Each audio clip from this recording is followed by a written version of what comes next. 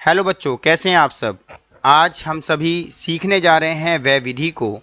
इस व्यय विधि के अंतर्गत हम जिसे इंग्लिश में हम एक्सपेंडिचर मेथड कहते हैं।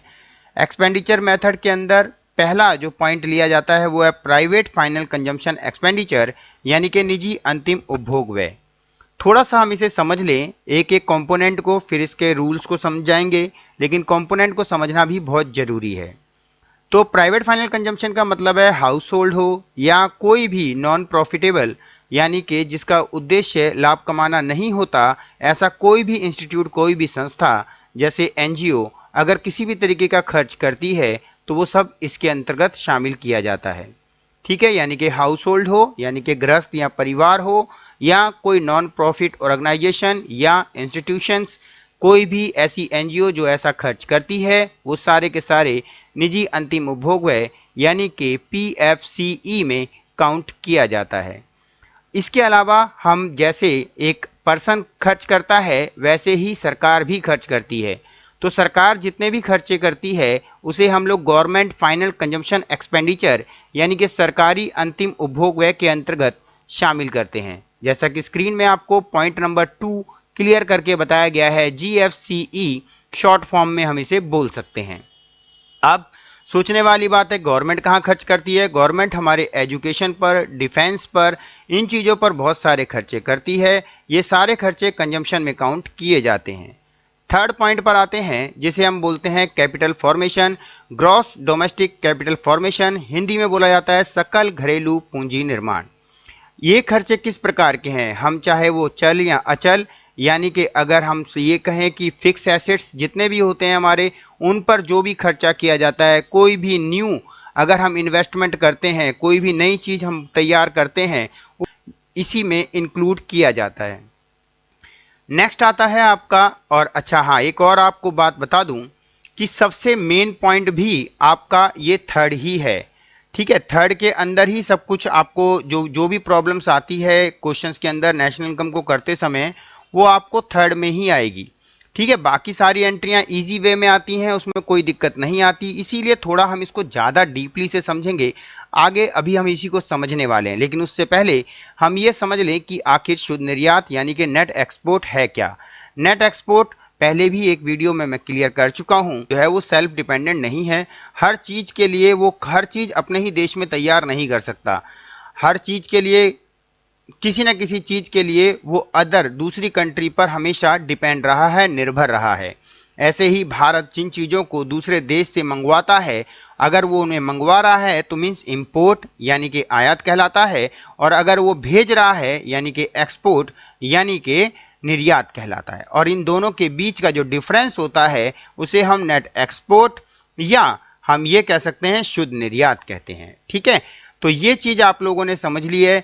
चार एंट्रियां मेन हैं, चारों एंट्रियों को आपने क्लियर कर लिया। लेकिन जैसा कि मैंने अभी वीडियो में बोला था कि हमारे लिए इंपॉर्टेंट है क्या, इन्वेस्टमेंट एक्सपेंडिचर। आप कहोगे ये तो अलग ही नाम आ गया है, तो ये कोई अलग नाम नहीं है। ये इन्वेस्टमेंट मल्टीप्लायर का मतलब फॉर्मेशन ही होता है। तो जो भी हमारी अभी हमने कैपिटल फॉर्मेशन की बात करी है, वो कैपिटल फॉर्मेशन इसी को कहते हैं। लेकिन उसके दो कंपोनेंट हैं। हम जो समझने जा रहे हैं अभी, पहला कंपोनेंट समझ रहे हैं। पहला कंपोनेंट क्या है, इन्वेस्टमेंट यानी कि खर्चे, निवेश करना, पैसा लगाना। ठीक है, किस लिए पैसा लगाना, ताकि और पैसा जनरेट हो सके और कमाई हमें हो सके। ऐसा कोई भी इन्वेस्टमेंट अगर किया जाता है तो वो हमारा ग्रॉस डोमेस्टिक कैपिटल फॉर्मेशन का हिस्सा है। ठीक है, जिसमें पहला होता है कोई भी फिक्स एसेट्स अगर हम खरीदते हैं, ठीक है, उस पर जो खर्चा किया जाएगा वो इसमें काउंट होगा। अगर बिजनेस में इन्वेस्टमेंट किया जाता है, वो भी जैसे फर्नीचर खरीदना या कोई इक्विपमेंट खरीदना, वो सब इसमें काउंट होगा। हाउस होल्ड नया घर बना रहा है, नई कार खरीद रहा है, वो सब कुछ इसमें काउंट होगा। गवर्नमेंट भी अगर ऐसा कोई खर्च कर रही है, वो सब इसमें काउंट होगा। ये मैंने इसलिए बता दिया, अगर ये पॉइंट में आता है, इन सभी पॉइंटों को ऐड करके सिर्फ और सिर्फ आपका इन्वेस्टमेंट एक्सपेंडिचर ही तैयार होता है। इन्वेस्टमेंट एक्सपेंडिचर्स के अंदर हम दो टुकड़ों को शामिल करते हैं, दो पार्ट्स इसके लेते हैं हम इसमें पहला लेते हैं फिक्स इन्वेस्टमेंट को, स्थायी निवेश को, जिसके पहला पार्ट क्या, स्थायी निवेश क्या है, कोई भी फिक्स एसेट्स परचेज करना, वो सब एसेट्स इसमें इंक्लूड की जाती है, इसमें शामिल की जाती है। वो खरीदता कौन है? कोई बिजनेसमैन खरीदेगा। अगर बिजनेसमैन खरीदता है तो आप लोग क्लियर देख सकते हैं, यहाँ पर दिया हुआ है बिजनेस में फिक्स एसेट्स खरीदी गई है और इसे हम बोलते हैं स्थायी व्यावसायिक निवेश। यानी कि बिजनेसमैन के द्वारा कोई भी अगर प्रॉपर्टी इक्विपमेंट खरीदा जाता है तो इसमें काउंट किया जाता है। कोई भी नया प्रोजेक्ट है बनाया जा रहा है वो इन्वेस्टमेंट है। इसी तरह से हाउस होल्ड भी खर्चे करता है और हाउस होल्ड जो भी खर्चे करता है वो हम लोग काउंट करते हैं किसमें? Second part of fix investment में।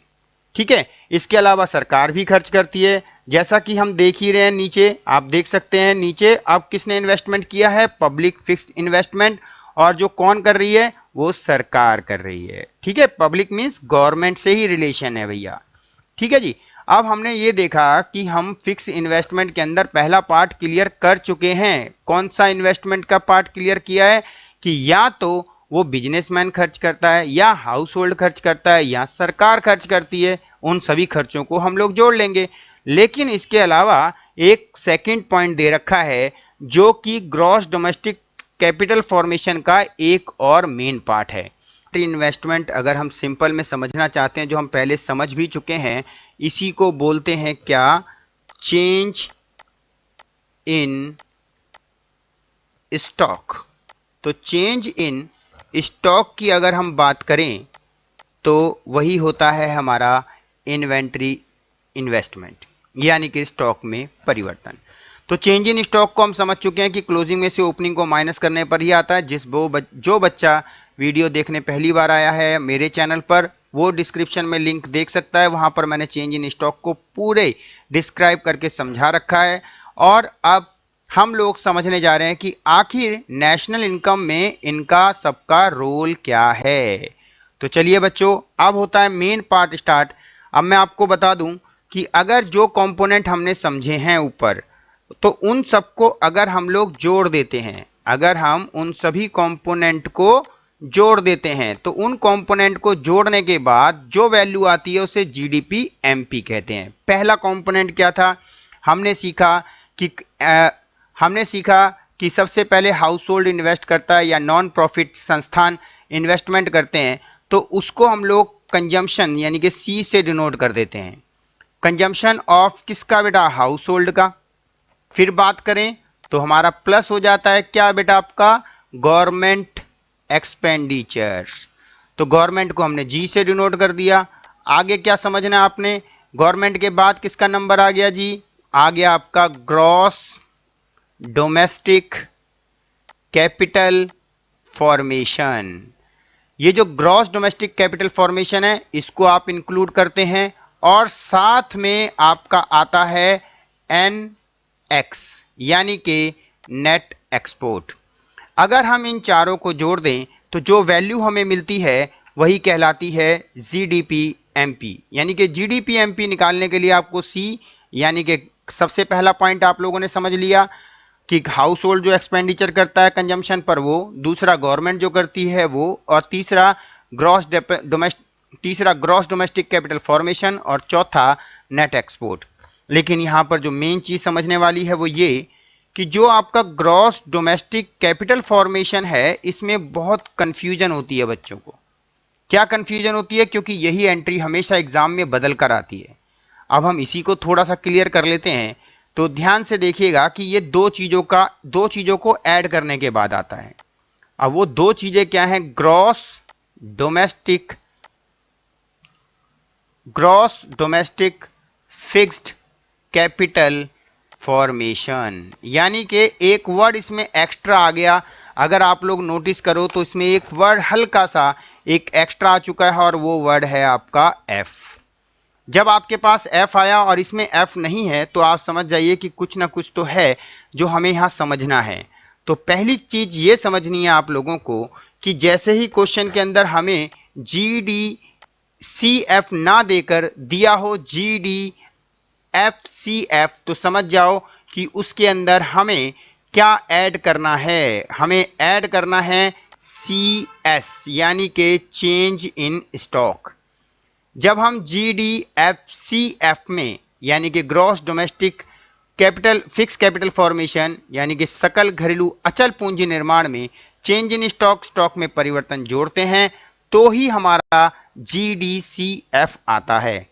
ठीक है, अगर एग्जाम में आपको GDCF दिया हो तो कोई दिक्कत नहीं है, कोई परेशानी नहीं है। लेकिन अगर एग्जाम में हमें ये ना देकर हमें ये सारी वैल्यू दे रखी हो तो बहुत बड़ी परेशानी है। क्यों? क्योंकि उसमें हमें इंक्लूड किसको करना पड़ेगा? CS को। जब हम CS को नहीं जोड़ेंगे तो आपका आंसर नहीं आएगा और इसलिए आपका क्वेश्चन गलत हो सकता है। तो याद रखना, अगर GDCF दे रखा है तो कोई दिक्कत नहीं है, और GDFCF दे रखा है तो उसमें CS को जोड़कर ही हम GDP-MP को फाइंड करते हैं। ठीक है, अब एक नई चीज और बता दूं मैं आपको, अगर किसी भी तरफ आपको N नजर आ जाए, N मतलब नेट, देखिए अब यही वैल्यू है आपको NDCF क्वेश्चन में दे दिया। ठीक है, N का मतलब क्या हुआ? N का मतलब है नेट। और ये जो नेट होता है, ये नेट आते के साथ ही आप लोगों को समझ जाना है, जिसे हिंदी में बोलते हैं शुद्ध। तो शुद्ध की वैल्यू का मतलब ये हुआ कि जो वैल्यू थी वो हमारे पास डेप माइनस करके दे रखी है, ऑलरेडी उसमें डेप माइनस कर दिया है। तो जो हमारा सॉल्यूशन पहले GDP-MP आया था वो GDP-MP नहीं आएगा, बल्कि उस सब का सम, किस किस का सम, NDP-MP बन जाएगा। अगर क्वेश्चन के अंदर हमें C वैसे ही रहेगा, कोई दिक्कत नहीं है, कोई परेशानी नहीं है, G हमारा वैसे ही रहेगा, कोई दिक्कत नहीं है, लेकिन हमारा जो GDCF था उसकी जगह पर हमें एग्जाम में दिया आएगा NDCF। और अगर NDCF दे रखा है तो आप समझ जाइए कि अब हमारा जो टोटल आएगा इन चारों कंपोनेंट्स का वो NDP-MP आएगा, ना कि GDP-MP। सिर्फ एक वर्ड का फर्क है, तो देखो फर्क कितना पड़ता है। यानी कि GDCF दे रखा है तो GDP-MP आता है, और अगर उसमें NDCF दे रखा है यानी कि नेट डोमेस्टिक कैपिटल फॉर्मेशन दे रखा है, तो आप समझ जाना कि अब हमें जो टोटल चारों का लेना है वो NDP-MP लेना है। ठीक है, अब इसलिए समझाया क्योंकि आपको तो ये सब चीजें नहीं सीखनी थी, आपको सीखना क्या है? NNPFC। ये क्या होता है जी? ये होती है नेशनल इनकम। कैसे निकलती है इसके लिए मैंने वीडियो डाल रखी है, उसको आपने ढंग से देखना है। पहली वीडियो के अंदर आपको सब चीज क्लियर करके बताई हुई है, वो जिसने नहीं देखी है वो लिंक में जाकर देख सकता है। तो देखिए बच्चों, सबसे पहले हमने चारों कंपोनेंट को जोड़कर क्या सीखा था कि GDP-MP लिया जाता है। उसमें क्या जोड़ा जाएगा? उसमें सबसे पहली बात तो ये कि ये जो वैल्यू हमें दे रखी है क्वेश्चन के अंदर, उसमें वो डोमेस्टिक है और हमें नेशनल फाइंड करना है, तो हम नेफा ऐड करेंगे, net factor income from abroad. तो आपने इसको ऐड कर लिया। और क्या ऐड करेंगे जी इसके अंदर? देखो ये जो चेंजेस हैं ये सब मैंने आपको पहले सिखा रखी हैं, वो आप लोगों ने वीडियो में देख लेनी है। ठीक है, अब और क्या क्या ऐड हो सकता है या सब्ट्रैक्ट हो सकता है वो समझते हैं। हमें पता है ये G है और वो N है, G बड़ा होता है और इसे छोटा बनाने के लिए हम इसमें से डेप माइनस कर देते हैं। ठीक है जी, अब जैसे ही हम आगे बढ़ते हैं तो P से P मैच कर गया और MP से FC मैच नहीं कर रहा है। MP बड़ा होता है, छोटा करने के लिए माइनस, और जैसे ही हम माइनस करते हैं इसमें से निट को, तो आ जाती है आपकी नेशनल इनकम। तो इस तरीके से आप देखिए, ये जो कंपोनेंट आपको समझाए थे वो आप लोगों ने ढंग से समझ लेने हैं। इसमें मेन पॉइंट जो है आपका यही है जिसको आपने क्लियर करना है। अगर आपने ये क्लियर कर लिया तो आपका क्वेश्चन कभी गलत नहीं होगा। अगर आपको क्वेश्चन में NDCF दे रखा होगा तो जैसा मैंने यहां पर GDP-MP लिया है वहां पर मैं NDP-MP लूंगा, और NDP-MP के बाद मुझे डेप अलग से माइनस करने की जरूरत नहीं पड़ेगी, वो ऑलरेडी पहले से ही माइनस हो चुका है। तो आज आपने ये सीखी है कि किस तरीके से हम लोग कर सकते हैं एक्सपेंडिचर यानी कि व्यय विधि से राष्ट्रीय आय का सॉल्यूशन। अगर बच्चों आपको वीडियो अच्छी लगी हो तो प्लीज चैनल को सब्सक्राइब कीजिए और बेल आइकन को भी दबाइएगा। दूसरी बात, अगर किसी